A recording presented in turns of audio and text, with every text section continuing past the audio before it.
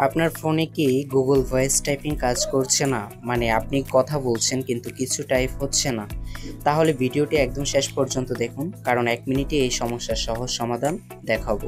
দেখুন, আমি জিবোর্ডের microphone button চাপছি, কথা বলছি কিন্তু কিছুই টাইপ হচ্ছে না। অনেকেই এই সমস্যায় পড়েছেন, হঠাৎ করে ভয়েস টাইপিং বন্ধ হয়ে যায়। চলুন সমাধানে যাই। সেটিংয়ে যাবেন। প্রথমে জিবোর্ডের মাইক্রোফোন পারমিশন চেক করবেন। চেক করার জন্য সেটিংয়ে চলে যাবেন। সেটিংয়ে গিয়ে অ্যাপসে ক্লিক করবেন, তারপর অ্যাপ লিস্টে ক্লিক করবেন। এরপর জিবোর্ড অ্যাপসটি খুঁজে নিন, তারপর জিবোর্ডের অ্যাপসে ক্লিক করুন, তারপর পারমিশনে যান। পারমিশনে গিয়ে এখানে মাইক্রোফোন অপশনটা অ্যালাউ করে দিন, না করলে ভয়েস ইনপুট কাজ করবে না। এবার আপনি কি করবেন, এবার যান জিবোর্ড সেটিংয়ে, ভয়েস টাইপিং অপশনটা অন আছে কিনা দেখে নিন।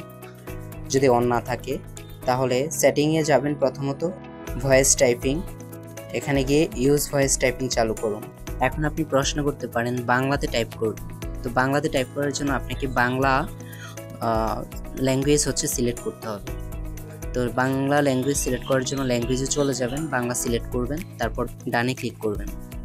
ক্লিক করার পর দেখুন বাংলা ল্যাঙ্গুয়েজ সিলেক্ট হয়ে গেছে। এখন আপনি চাইলে বাংলাতেও ভয়েস টাইপিং করতে পারবেন। দেখুন, এবার আমি চেক করে দেখছি। বাংলা সিলেক্ট করার পর ভয়েসে ক্লিক করব, তারপর বললাম আপনি কেমন আছেন, দেখুন উঠে গেছে। তারপর আবার যদি বলি আমি বাংলায় ভিডিও তৈরি করছি, দেখুন উঠে গেছে। তো এইভাবে আপনি ভয়েস টাইপিং করতে পারবেন এখন থেকে, এই কয়েকটি সেটিংস করলেই। তো ভিডিওটি যদি ভালো লাগে অবশ্যই লাইক, শেয়ার, কমেন্ট করে আপনার বন্ধুদের সাথে শেয়ার করবেন, এবং এরকম ভিডিও পেতে টেক পার্থ বিটির সাথে অবশ্যই থাকবেন সাবস্ক্রাইব করে। ধন্যবাদ।